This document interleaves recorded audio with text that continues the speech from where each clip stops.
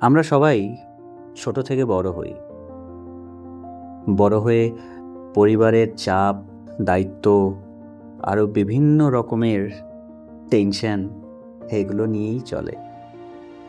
তাই বলে কি সত্যি সত্যিই আমরা আমাদের ছোট্টবেলার সেই ছোট্ট আমিটাকে হারিয়ে ফেলি? হ্যাঁ, হয়তো কোনোদিন আর সেই ছোট্টবেলাটা ফিরে আসে না। হয়তো আমরা সেই ছোট্টবেলাতে আর কোনো দিন ফিরে যেতে পারবো না। কিন্তু তাই বলে কি সেই ছোট্টবেলার আমাদেরটাকে বা ছোট্টবেলার সেই আমিটাকে সত্যি সত্যিই হারিয়ে ফেলি? আজকে এরকমই একটা গল্প নিয়ে আমাদের আড্ডা। নমস্কার, কেমন আছেন আপনারা সবাই? আমি রাজেশ। আজকে চলে এসেছি আবার একটা নতুন গল্প নিয়ে। আজকের গল্পটি রিফাত আলী মেহেন্দি থেকে নেওয়া।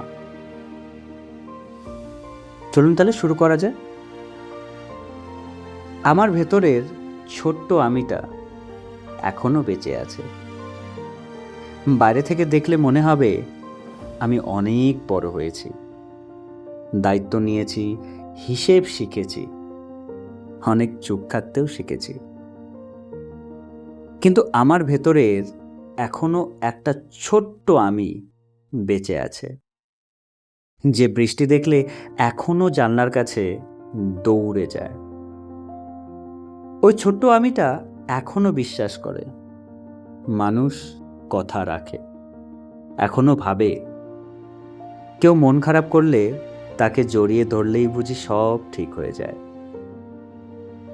আমি অনেকবার ওকে চুপ করাতে চেয়েছি, বলেছি বড় হও, শক্ত হও, দুনিয়াটা এত সহজ না।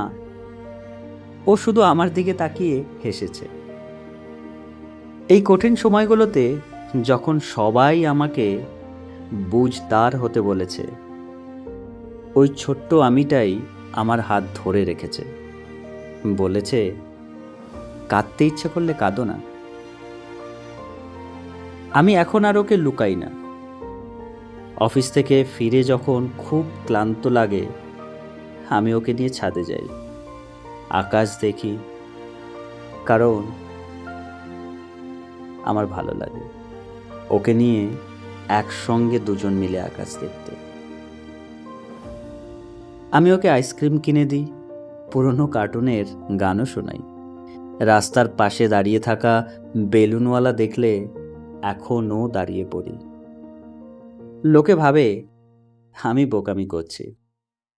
আমি জানি আমি আসলে নিজেকে বাঁচিয়ে রাখছি।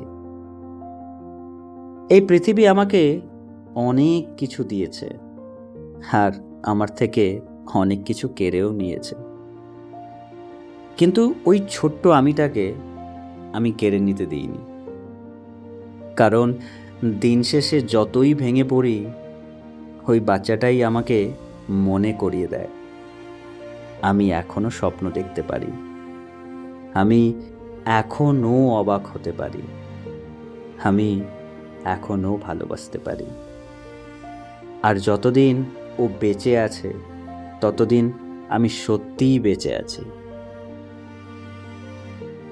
কেমন লাগলো আপনাদের? অবশ্যই কমেন্ট করে জানাবেন। ভালো থাকবেন, সুস্থ থাকবেন।